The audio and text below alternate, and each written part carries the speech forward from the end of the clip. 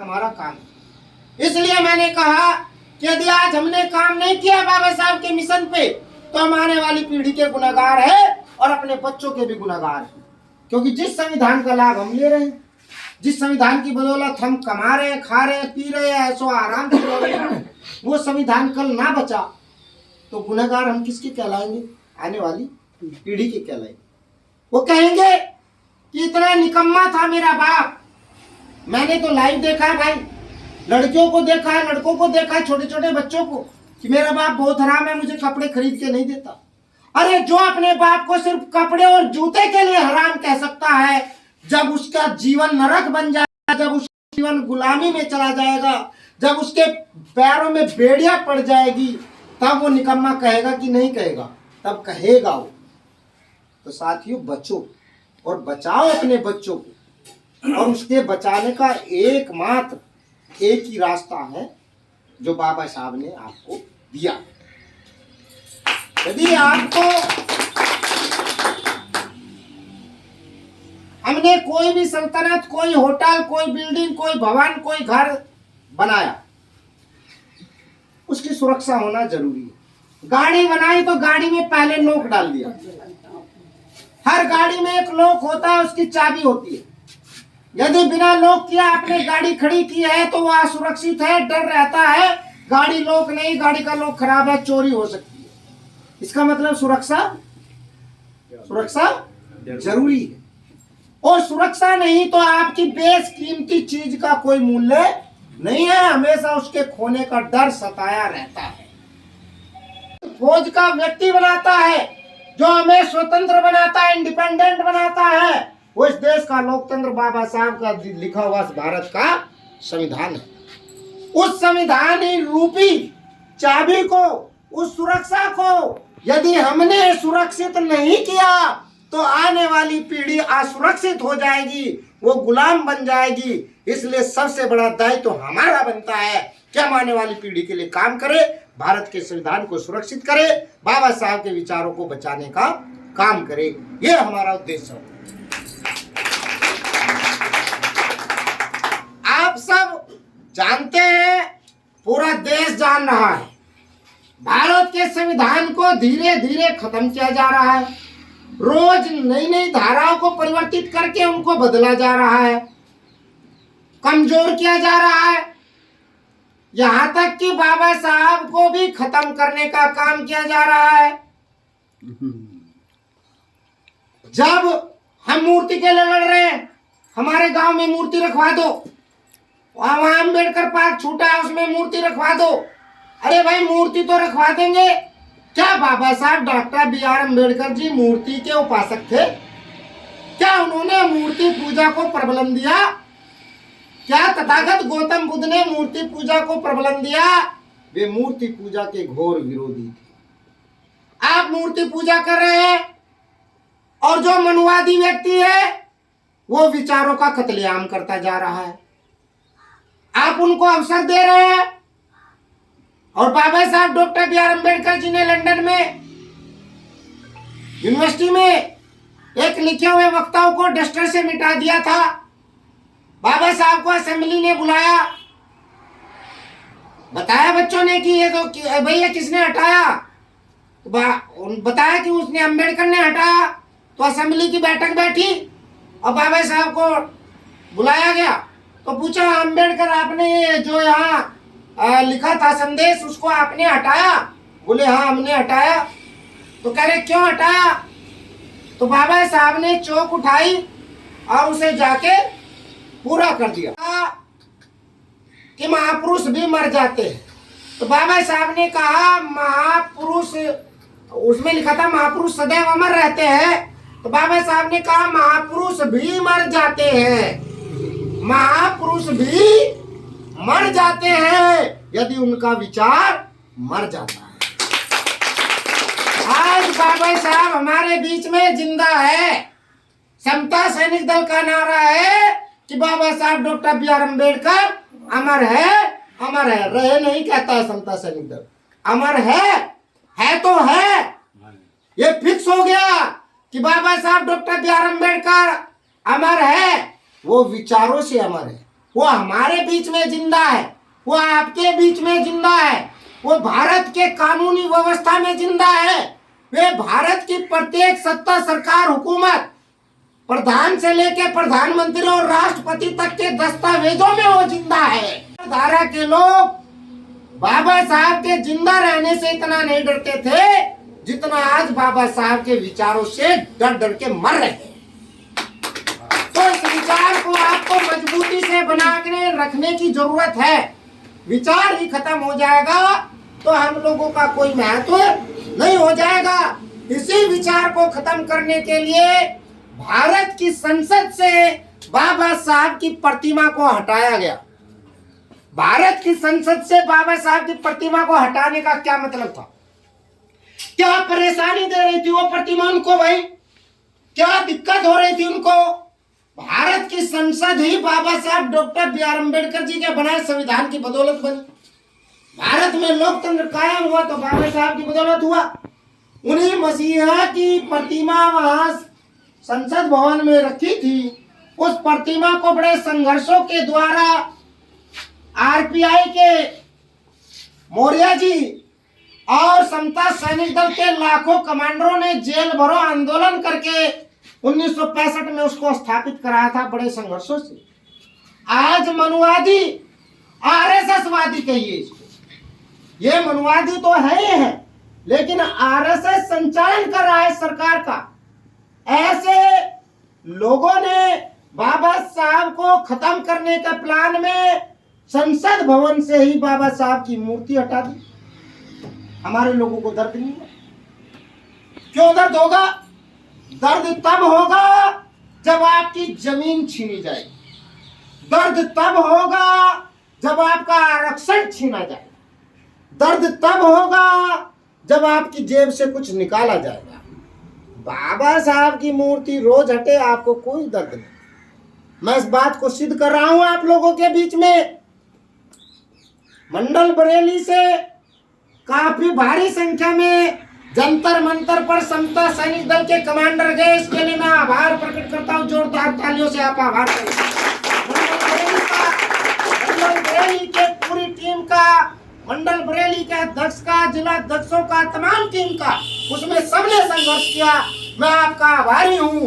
बाबा साहब के प्रति आपने अपनी संवेदना जताई। लेकिन जब बाबा साहब की प्रतिमा संसद भवन से हटी ने भारत में चल रहे कितने संगठनों ने और भारत में रह रहे बाबा साहब की रोटी खा रहे कितने लोगों ने जंतर मंतर पे जाके धरना दिया। कोई नहीं निकला मकान से। समता सैनिक दल के आह्वान पर और अन्य कुछ संगठनों के आह्वान पर जंतर मंतर पर 2 बार धरना किया गया।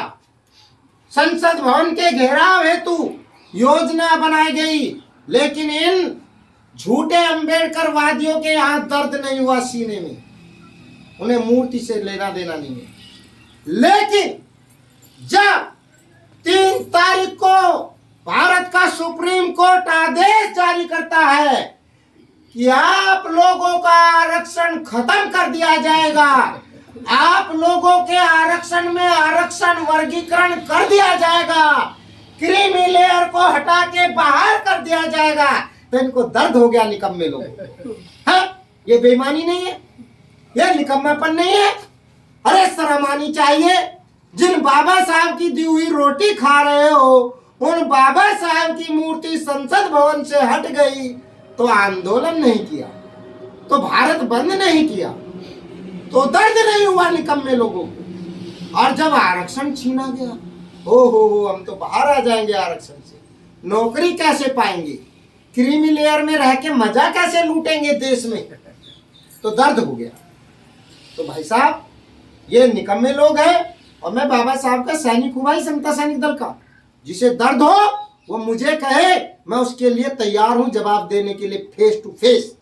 ईमानदार आदमी आंखों में आंखें डाल के बात नहीं करता है। बेईमान आदमी, चोर आदमी, मक्कार आदमी, लुटेरे आदमी की हिम्मत नहीं होती जो आंखों में आंखें डाल के बात कर सके। हम आंखों में आंखें डाल के बताएंगे कि आप निकम्मे हैं, आप चोर हैं, आप गद्दार हैं, बाबा साहब के मिशन को बेच रहे हैं, केवल अपने बच्चों का पेट पालने के लिए चमचागिरी का काम है।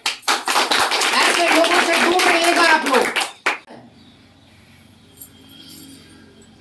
किसी भी देश की ताकत शक्ति उसकी सेना पे निर्भर करती है, याद रखिएगा। आज चीन यदि ताकतवर है तो इसलिए क्योंकि चीन की सेना सबसे बड़ी है, समझ रहे हैं ना। वरना तो यदि टेक्नोलॉजी में जाने तो इस वर्ल्ड के अंदर जापान से बड़ा तकनीशियन कोई नहीं है, लेकिन जापान मजबूत नहीं है, जापान सुरक्षित नहीं है। जापान अपने आप में विकसित कंट्री है, वो डेवलप्ड कंट्री, विकसित देश है, किसी चीज की कमी नहीं है, लेकिन वो सुरक्षित भी नहीं। यदि वो सुरक्षित है तो उसको यूएसए ने सुरक्षित किया है, क्योंकि विश्व के अंदर जितनी तकनीकी जाती है वो सब जापान से निकल के जाती है। यदि जापान प्रभावित हुआ तो विश्व प्रभावित हो जाएगा, विश्व पे राज करने वाली कंट्रीज प्रभावित हो जाएगी। इसलिए उसको उन्होंने अपनी जरूरत के लिए सुरक्षित किया गया है। आतंकवादी घुसते रहते हैं, लोग मरते और मारते रहते हैं, लेकिन फिर भी हमारा देश सुरक्षित नहीं है। और इस सुरक्षित देश में चलो हम मान लेते हैं कि भारत की सीमाएं सुरक्षित है, लेकिन क्या भारत के अंदर रहने वाले सर्व समाज के लोग सुरक्षित हैं? अरे तुम सीमाओं की सुरक्षा कर रहे हो, अपने ही देश के अंदर बहन बेटियों की अस्मिता को लूट रहे हो। कैसी सुरक्षा भाई? किसकी सुरक्षा कर रहे हैं आप? जितेंद्र उधर हो जाइए। किसकी सुरक्षा कर रहे हैं आप? इस देश की महिलाओं की। महिलाओं का आपकी देश की सुरक्षा में कत्ल हो रहा है, उनका बलात्कार हो रहा है, उनकी अस्मिता को लूटा जा रहा है। लूटने के बाद सुरक्षा करने वाली पुलिस उसको छिपाने का काम कर रही है। कैसी पुलिस, कैसा प्रशासन, कैसा शासन, कैसी व्यवस्था, कैसी आजादी, कैसा देश है ये हमारा? क्या ये लोकतंत्र का पालन हो रहा है? क्या संविधान का पालन हो रहा है, या मक्कारी हो रही है? आप लोगों की सुरक्षा कौन करेगा? जब वो डॉक्टर महिला कोलकाता में, वेस्ट बंगाल में, जो एक डॉक्टर वो डॉक्टर बनने के लिए गई, काफी मेहनत, काफी परिश्रम उसके परिवार ने, उस बच्ची ने किया, और डॉक्टर बनने के लिए वो ट्रेनी डॉक्टर थी, वो सीख रही थी, उसकी डॉक्टरी अभी चल रही थी, और वो रात दिन रह करके मरीजों की सुरक्षा करती थी। एक ऐसी डॉक्टर को उस नमक हराम देश के गद्दार, जातिवादी, तो मैं नहीं कह सकता उसकी डॉक्टर की कोई जाति नहीं होती, लेकिन वो विकृत मानसिकता का व्यक्ति जो देश में रह करके देश की अस्मिता को लूट रहा है, और वो प्रशासन जो मरीजों की सुरक्षा करता है, उनके जीवन को बचाता है, वहां पर वो अपने ही हॉस्पिटल की डॉक्टर के साथ अत्याचार की हदें पार करवा रहा है। ऐसे प्रशासन को सीधे फांसी देनी चाहिए। ऐसा हमारे देश में हो रहा है।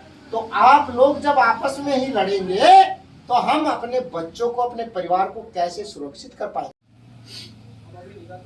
हम बात करते हैं सरदार भगत सिंह जी। सरदार भगत सिंह के घर से कुछ जा नहीं रहा था भाई, उनके परिवार से कुछ लूट नहीं रहा था, वो तो देश बचाने के लिए क्रांति में कूद पड़े। और एक ऐसी क्रांति जिसमें पता था कि मौत निश्चित है। आज की लड़ाई में मौत निश्चित नहीं है। हम कवच पहन के काम कर रहे हैं, किसी की औकात नहीं है हमें फांसी पे चढ़ा देगा, किसी की औकात नहीं है हमें मार देगा, वो जेल भेज सकता है, इससे ज्यादा कुछ नहीं कर सकता।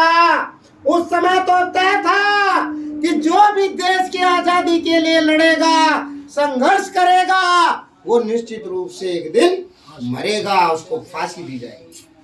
ये गद्दारी थी, गुलाम देश था। ऐसे में सबसे कम उम्र का बालक भगत सिंह इस देश के लिए लड़ाई करता है और लड़ते लड़ते अपने प्राण न्यौछावर कर देता है। आज हम लोग ऐसो आराम में रह करके मिशन मूवमेंट के लिए कुछ नहीं करते, सिर्फ आराम की रोटी खाना चाहते हैं। तो मेरे साथियों, बातें बहुत है। कैडर आज का यही है कि आप लोग कम रहो, सुरक्षित रहो, कम रहो, व्यवस्थित रहो, कम रहो, एकजुट रहो, ताकतवर रहो। अपनी बात को, अपनी एकता को, अपने अंदर के भेदभाव को बाहर मत जाने दीजिए। यदि वो बाहर जाता है तो आपके लिए वो बीमारी बन जाता है, फिर उस बीमारी का इलाज नहीं मिलता है।